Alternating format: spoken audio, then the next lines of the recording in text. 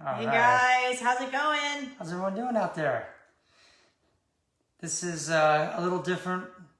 We are a little casual today. Instead of setting up like we normally do, we're just chilling on our couch here in our family room at our home. I'm John Gardner. This is my wife and law partner, Radla Mendoza. Hey guys. We are Gardner and Mendoza, immigration law firm. For those of you who know, we come and do this every Wednesday from 6 to 7 p.m. And we like to give you updates on immigration law, updates on things going on, and most of all, we like to answer questions. That's really the main thing we like to do. So Absolutely. If you have any questions, any immigration questions, any legal questions, put them in the comments, and then we will answer them in real time. Yeah, we are currently sitting in the most unused room of our home. That's right. The family room. room. Family room. So it's very, very strange that no one comes in here. It's got a nice big TV. I guess because we don't really watch TV. Well, those of you who have children, you know that they just prefer to be on their personal devices. I don't know, the old days of everybody getting around one big TV is sort of an outdated thing, but... Wait, though, we had movie night the other night, though. We did. all watched Zootopia. Yeah, on it was a lot of fun. We have this giant couch. This couch we had been eyeing for years, right? Yep. From Restoration Hardware. And it's just so pricey. We were like, I can't pull the trigger on the couch. So one of our friends had the couch for many years, used it, loved it, and then sold it to us at a price that we did like. The That's used right. price. Anyway, it's huge. It's massive. It's a massive couch. And it's seldom used, but that's all right. Well, it's getting used now, so that's good. So everybody, thank you so much for coming. And if you have any questions, please write them in the comments because we are here first and foremost to answer your questions and hopefully help you out a little bit with your immigration inquiries, or if you have a state court inquiry or anything at all. You know, where's the best espresso in Virginia Beach? We can answer that question also. Absolutely. And happy Veterans Day. Yes. I want to definitely wish everyone a happy Veterans Day.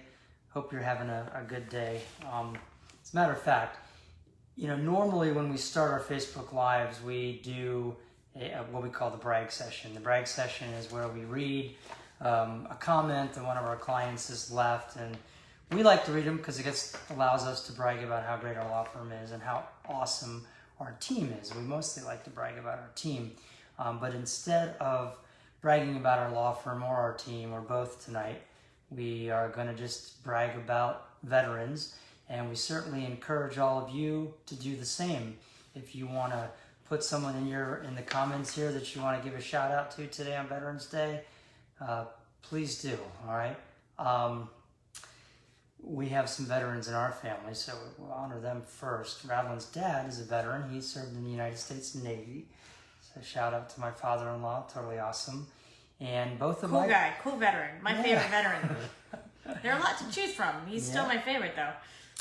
And both of my grandfathers, my mom's dad and my dad's dad, they both were veterans. They both served during World War II. One was in the Army and one was in the Air Force. And so I'm really proud of them for that. So. Yes, absolutely. And we also have a lot of family members who are veterans, who are serving or who have served. I mean, all of my cousins on my dad's side, and then also a lot of clients. So thank you guys for your service, and thank you for coming to us to help you with your immigration and traffic and criminal cases. Yeah, we have a lot of clients who are in the military. And a lot of friends as well. You know, if you live in this area, of course, you know a lot of people. I'm sure all of you do in the military, and so kudos to all of them. All right. Interesting fact: Veterans Day. I know all of you know that it's a day to honor veterans who have served in the U.S. Armed Forces, but I also wanted to let you know, because a lot of people don't know this. I didn't until pretty recently. It started out as a celebration honoring the anniversary of the end of World War I. It was called Armistice Day, and it was just November 11th was the end of World War I, and so when that one-year anniversary came around, they were celebrating it. And then in 1954, that's when they changed it to Veterans Day, and it became Veterans Day. So little bit of history about Veterans John Day is a for you. history buff. Could you guys tell that? Always a bit of history, which is great because I learn a lot too. Yeah, just like to pass the info on. So anyway, so what are we going to talk about tonight? Well, we're going to say hi first. We're going to say hi to cousin Jimmy. Jimmy, what's going on? Jennifer's on here. How's it going? You stay safe and healthy too. Karen Stoller's in here, up here. Hi guys. How's it going, Karen? And let's see, who else? Yeah, Jimmy says go Steelers. The Steelers are still undefeated, if I'm not mistaken. I wouldn't know. Still undefeated. If you're a Steelers fan, you got to be pretty happy right now. You used to be a Steelers fan, a big Steelers fan. When we were growing up, Maybe you still are. we were. Yep, our house was definitely a Steelers house, but no Steelers on the television. That never gets watched, but no, anyway. not so much these days. But anyway. Yeah. So today we're like I said when we first started, guys. We're gonna be here to answer your questions and hopefully you put them in the comments. So, and then we're going to give a couple of updates, state court updates, immigration updates, and answering your questions. Yep. I can start with some state court updates. Hold on. Jimmy says, I bet you were not a history buff in high school. Why does he not think you're a history buff? Did you get bad grades or something? I don't know. You know what, Jimmy? You're right. You're right about that. He was not a history buff in high school. The problem is Jimmy knows too much about me. Yeah, no, so stop writing in the comments, buddy. Just, no. He's dangerous for me. No family members No writing family in the members. comments. Now, the state court updates, everything is the same as usual.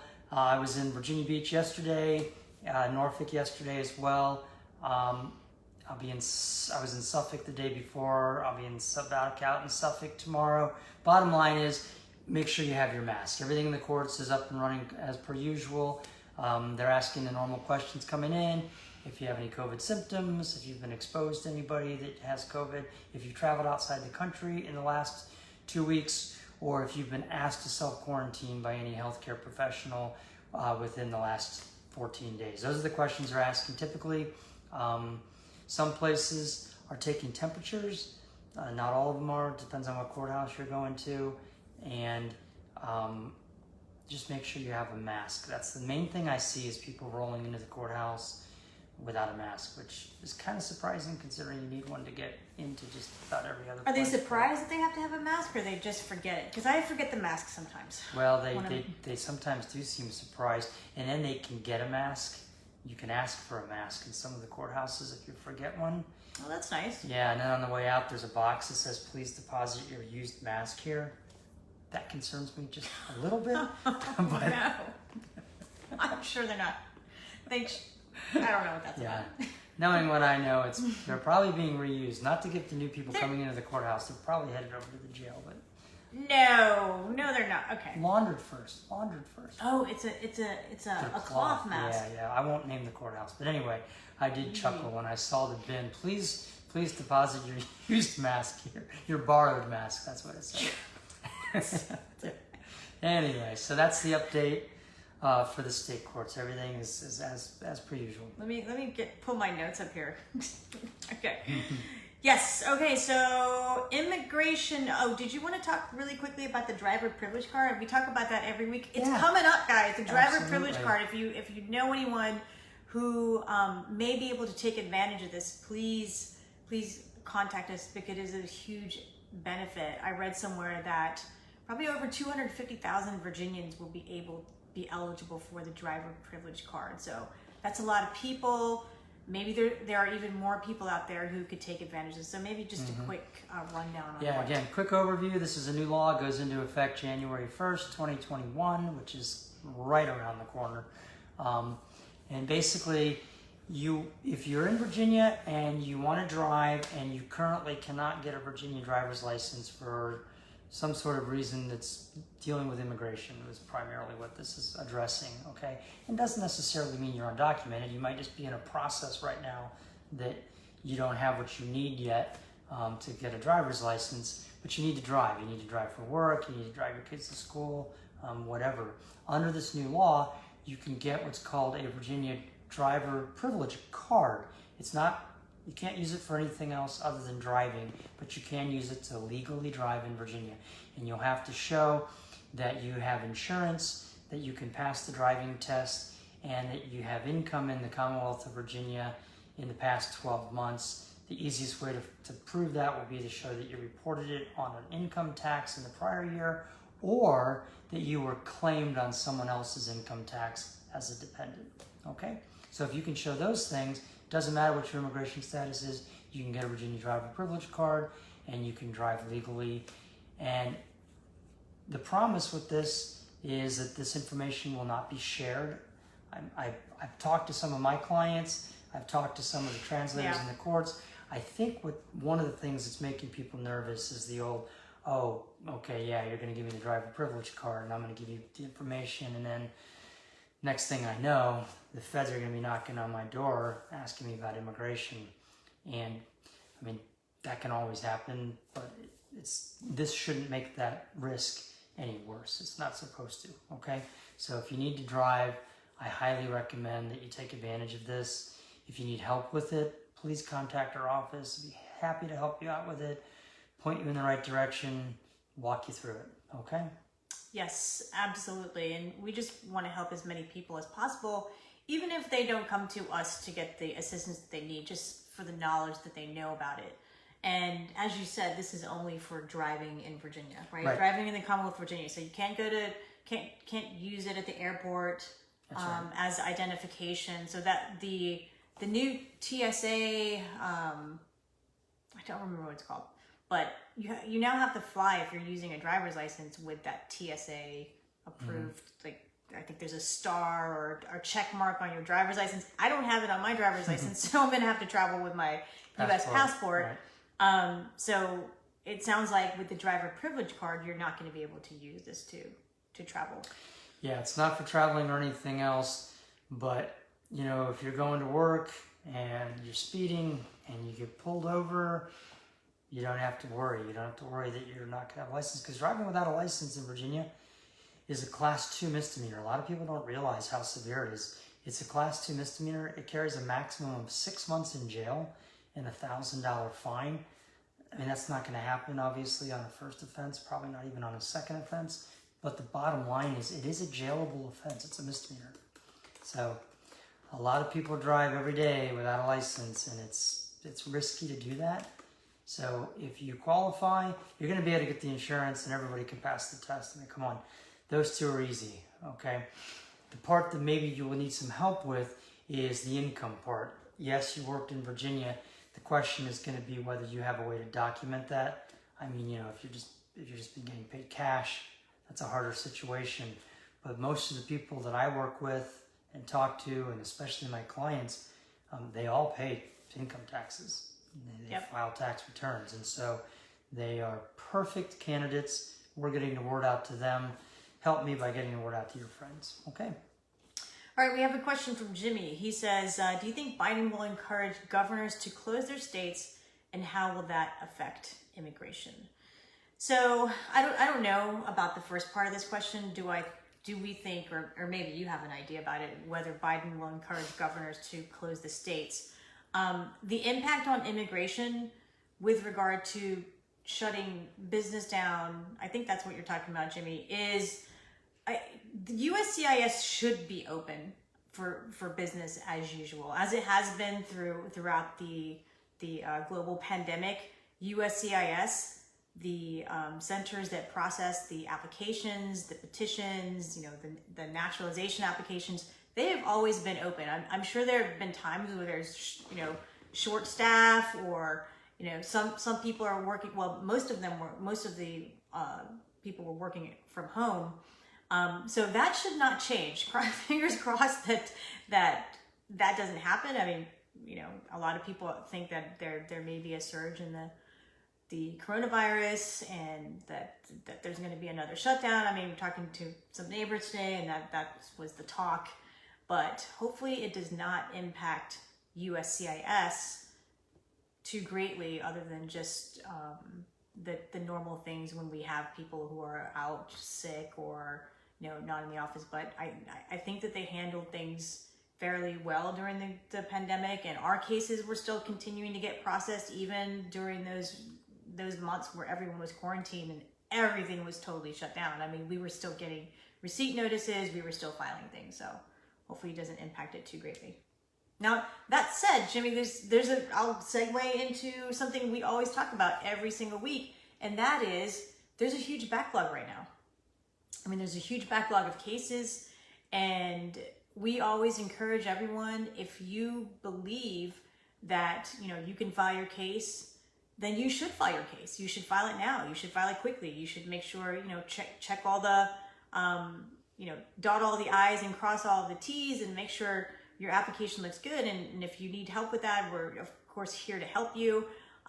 If you can't afford an attorney, then reach out to us and we can, and you want an attorney, we can refer you out to, free legal help, but file your case now, because this backlog is just going to get worse. So please file your case, and that's a good segue into the thing that we always talk about, that we've been talking about since February, to file your case if you believe that you can and that you're eligible. Good question, though. Yep. And, who knows what's going to happen. The United States is such an interesting country because we're a republic. We have a federal government, but then we have all these states, and each state has sovereignty as well.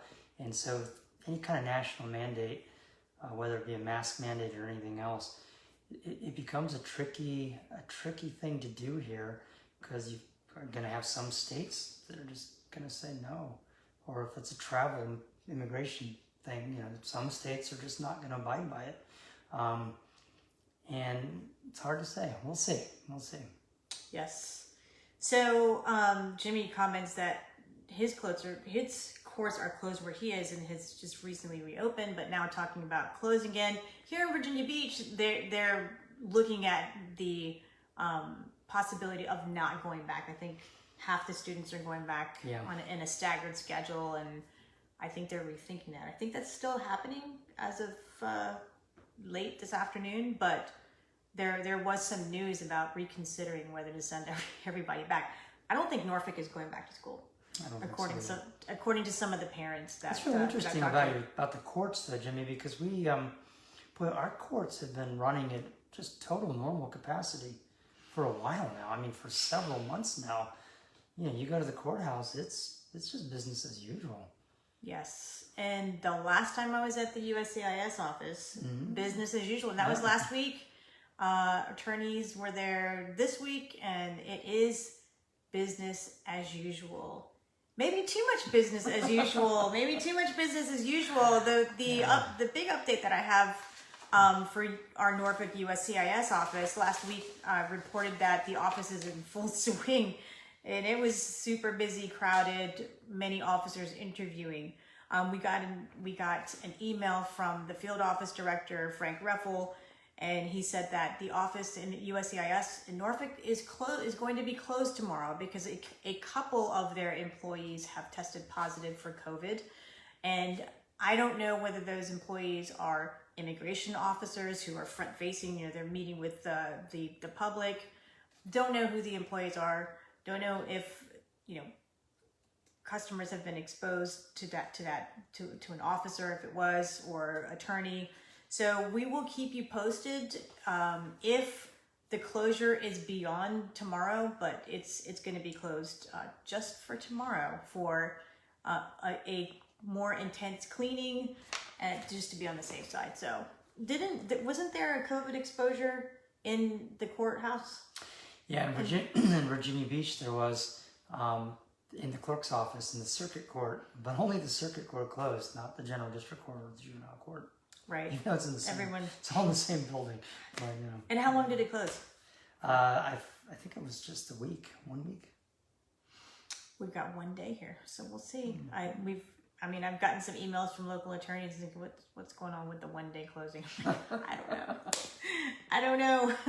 But not only that, we've got a meeting with the field office director. It's kind of a virtual coffee. It used to be in person pre-COVID, and that's coming up next week. So we will do a report back on that to see what's going on in that office, staffing, time frames, how they're processing cases, etc. So I look forward to doing that and asking questions. And if you guys have any questions for the field office director or for that office, feel free to put them in the comments. I will ask the question. All right. Okay. So that is the Norfolk Immigration Office. That's pretty big news. Immigration updates, pretty similar to last week. One thing that I do want to mention is that President-elect Biden, he has concretely promised to do two things with regard to immigration. Executive orders that will come pretty quickly. Yeah. And two immigration-related promises, and that is to cancel the travel ban against Muslim-majority countries and to reinstate the DACA program. And those, according to American Immigration Lawyers Association, which we are members, they think that's going to happen pretty quickly. But regulatory changes like getting rid of the public charge rule, which I really hope happens very quickly, it would take some time and go through a longer rulemaking process. So I'm happy about those updates. And, you know, I don't want to get political here on our Facebook Live because I know that 50% of the country did not vote for Biden.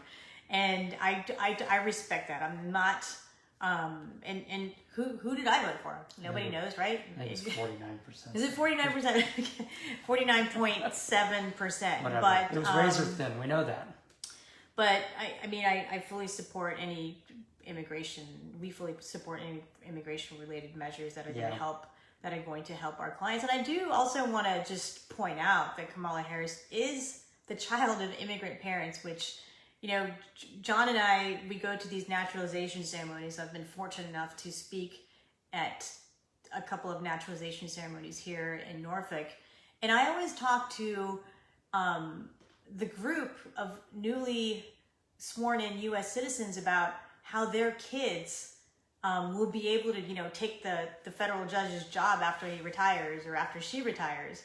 And, you know, it's real. Like that, you know, now we have a vice president-elect who is the child of immigrants, and it's super cool in the immigration community and elsewhere. So we'll see what's going to happen.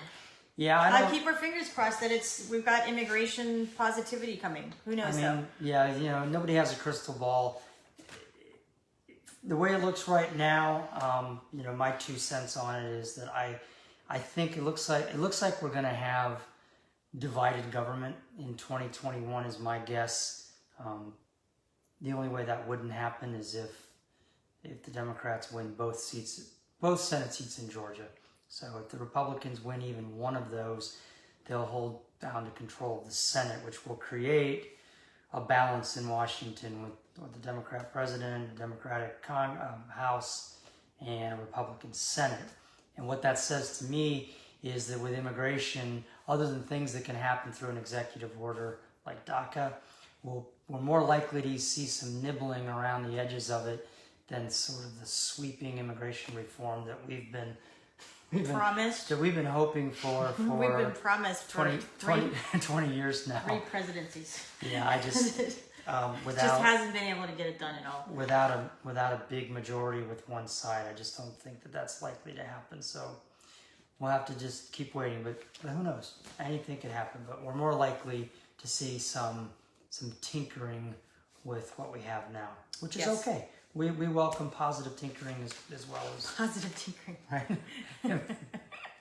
I like that. Awesome. Okay.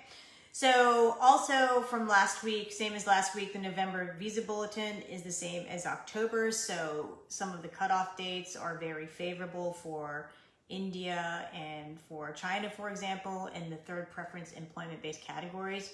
For those who fall into these categories, you know this already. You've known this since October. Or since the October visa bulletin came out.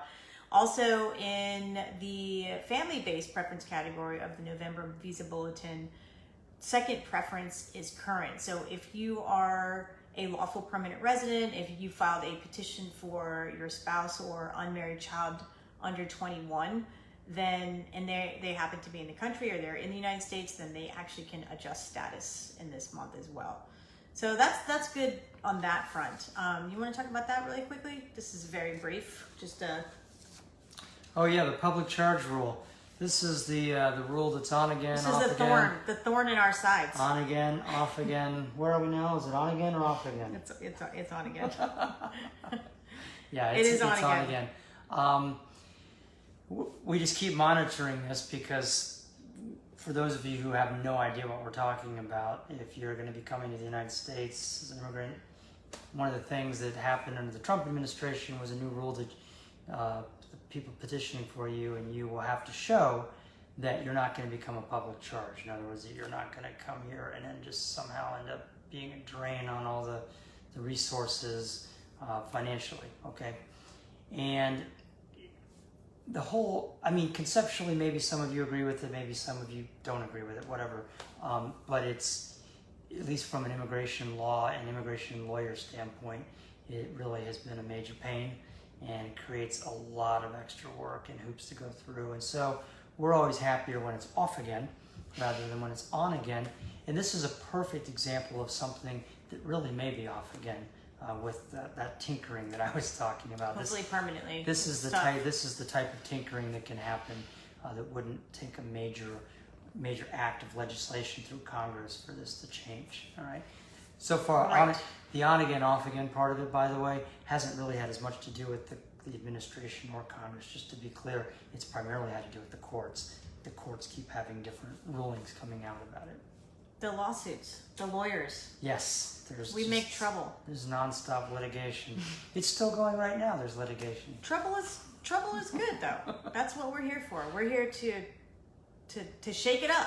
That's right, to shake it up. Oh, and I see my Aunt Jill's on. Shout out to Aunt Jill. How's it going, Aunt Jill? We're in the playroom that no one ever goes into. Mm-hmm. Now maybe we should claim this as our spot for Facebook Live so it gets used. She's recuperating in South Florida. I hope everything is going well.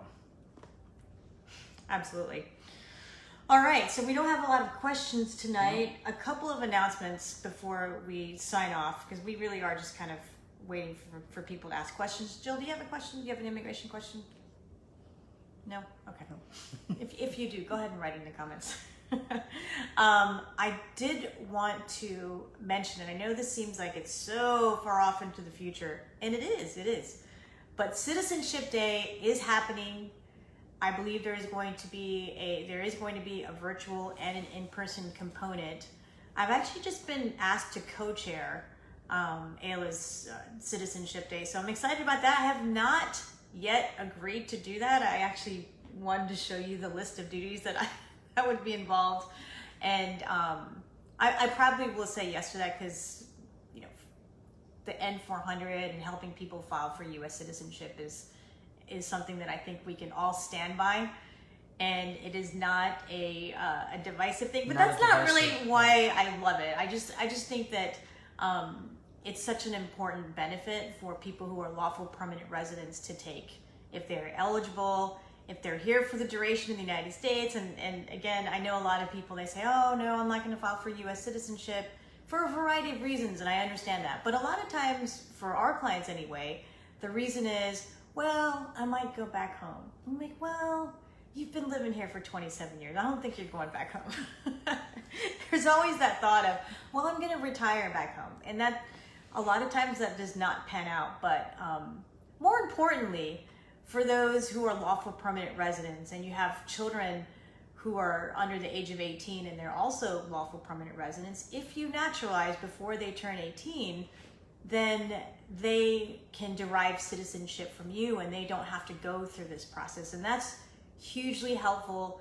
I've got one heartbreaking story. I'm not going to tell the heartbreaking story again, but the one heartbreaking story where something happened to my client and she actually got deported. And this was when applying for citizenship was really like it was the key, right? That unlocked, that would have helped this case. And I remember going to my dad and I was like, Dad, I mean, this case is so sad, right? This is terrible, this is awful. And then his first question to me was, well, why did she never apply for citizenship? It's a good question, Dad. Why did she not apply for citizenship? And I'll take that one step further and I'll say, why did her mom never apply for citizenship before this child became 18? This child was here as a 2-year-old. why did the mom never apply for citizenship? So if you're moms and dads out there and you have minor children, do it for the kids. You know, sometimes we don't do things for ourselves because for whatever reason, you know, we're busy people. Yeah, do it for the kids. Do it for the kids. The number one reason that people don't apply for citizenship is procrastination. That's the number one reason. That's the number one reason I'm going to say that we've seen in our practice.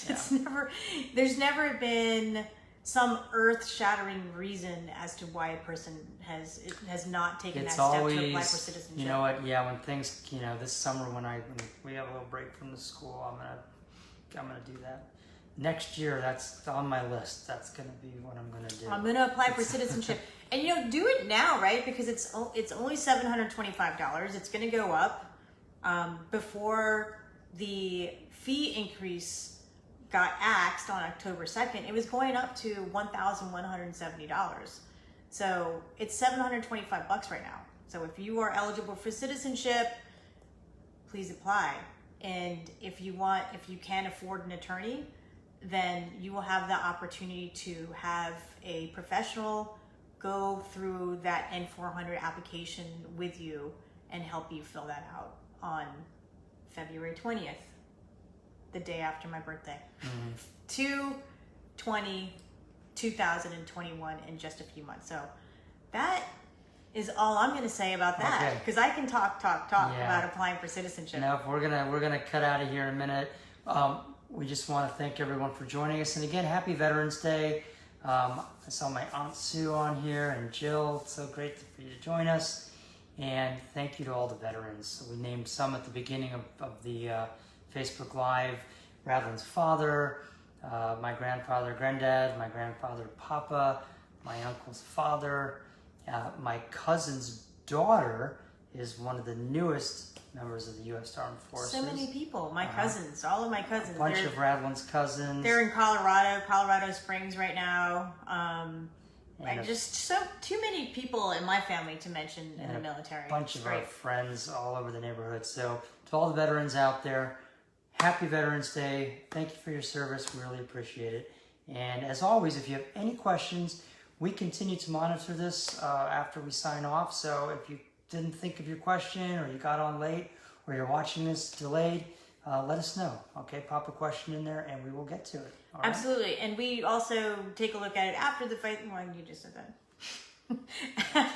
after it has ended, and even throughout the week. So again, we are taking these questions, and we are meeting virtually with the field office director of the Norfolk USCIS next week. So if you have something specific about that office and you don't think that we can answer it, we probably can answer it. But if you don't think we can answer it and it's specifically for the field office director, put it in the comments. I will ask the question for you. Yeah, and we will get it answered as well. But just a reminder, last thing, everything you do here is for educational and informational purposes only. It is not legal advice. The only time it becomes legal advice that you can rely on, is that the word I want to use? Yeah. I don't know. Is by being a client. I wasn't listening. Okay. So I was actually reading a question. Hold on a second. You have a question. Well, Jimmy says that his helper is trying to get his wife back here from Chile. Our government sent her home. Have your person call me. I think that we tried to coordinate that before, Jimmy, but please, I will be happy to talk to your worker. All right. And I know what hard work you do. I saw it in the comments. Okay, everyone. All right. Have a great evening. Take care, guys. Enjoy your thumbs dinner. Up. And as always, 2 thumbs up. Every day is a good day to have a good day. All right, guys. Take care. Bye-bye. Bye.